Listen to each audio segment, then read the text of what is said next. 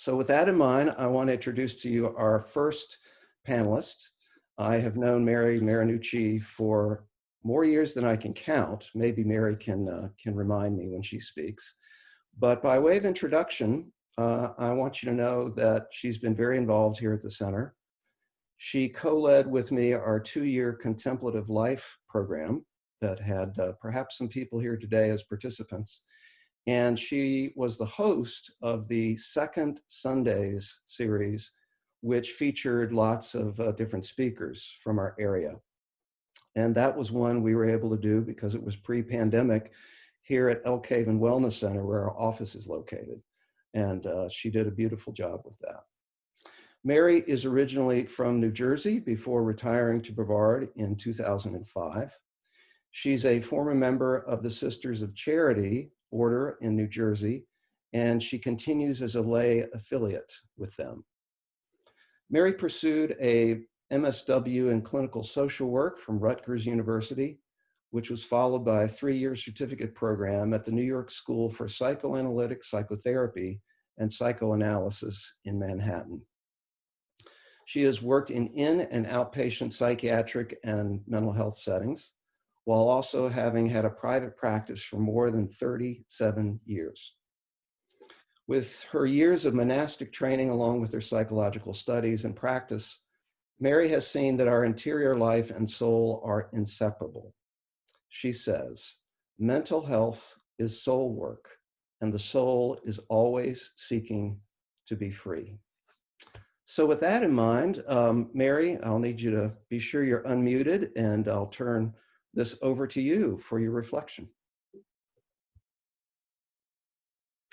Hello, everybody. I am very happy to be here and honored to be with you and my esteemed colleagues. And yes, Rob, we go back 15 years. I wanted to begin with this. 14 billion years ago, we had chaos. There were no New York Times reporters there to give it, but science gives that this Earth started in a rumble of chaos. And that was something from the Creator, the divine energy, the author of life, the no thing. It was the first incarnation of God, says Eckhart, Meister Eckhart, 13th century Dominican priest and theologian, mystic, all-round wisdom man. And then it seems that it took about 4,000 years for then recorded man to have been noted 4,000 years ago. And 4,000 years to have the second incarnation of what we call Jesus, who was the embodiment of the wisdom of God, the wisdom of the Creator, the wisdom whom he called Father. He disturbed and created chaos in the known world at that time. They put an end to it by crucifying him, which then, as Mark and Matthew describe in their Gospels, the day that he died, or the moment he died, the earth turned dark. The world turned dark. The earth shook and the stones split, and the temple veils from top to bottom were torn. It feels like that in 2019, when we have another awakened energy that is turning this entire world upside down. It is the expression of the Spirit in some way. What happens outside in the world is also going on inside our world. We have now a sense of unease, which began with the potential of a nuclear war. and then goes on to lies and famine and fires and floods and earthquakes and animals being extinguished, and now losses that make the world wet with tears. This silent killer. It is now bringing an awakened energy as well. We have endured assaults, mind and body, and we are now kind of feeling a depressive anxiety, feeling agitated, anxious, sad, helpless. We feel it to an intensity where we don't even trust ourselves because it's so overwhelming. We have been so used to our complacency, our consumerism, our own particular peculiar narcissisms, our tribalisms, our dependency on certainty and permanence, which we are without now. We do not have the church to go into to meet God. We don't have the family and friends. We don't have the medical science at this point to control this new eruption. And things aren't the way they should be. Our conditioned minds are fighting it every day. Why is this happening? Why can't we go back to what it was? The conditions that held us together in the sense of our conditioned mind, because we all have conditions upon which then we can be happy.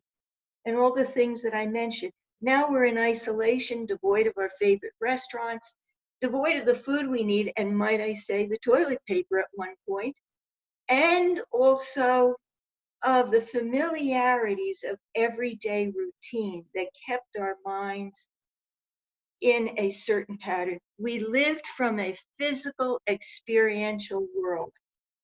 Now we have been rocked, and now is the time of the soul. And the soul isn't embodied in a little box in the center of the chest. It is in every cell that you have. Your soul and God are not separate. You have tremendous power there, but the soul is shy, as Parker Palmer says, and will not interfere with your will to continue in the mode of thinking you have. We are now the bridge generation that is helping to raise a higher consciousness in a species of the next generation and the next after that, that will bring about what's to come. We have to be free of the conscious, conditioned mind. AA works in that way. Weight Watchers works in that way. It is practice that's needed to effect the soul from coming forth. And then there's unleashing a tremendous power. It's happening to some extent now, where the young people, old people, black, white, and all kinds of religions, no religions are joining. So we see some evidence of that. We are becoming the collective one, the collective soul is emanating this kind of desire to be better. And we must endure what comes. Before that, all beginnings start with a horrible ending. So maybe we can continue this another time. Thank you. Thank you, Mary. Reminds me of some very wise words I heard from the pulpit of the National Cathedral of our country this morning. Some of you know the columnist David Brooks, the New York Times columnist. He was the honored guest speaker. I worship in the Christian tradition, and just happened upon him being the preacher at the National Cathedral. And he encouraged all who are listening to think of our current environment as a kind of storm that we're living through, and to remember a couple of things about the nature of storms. One is that they do have a beginning and eventually an end. Another is that there is beauty to be found and seen even in a storm if we look for it.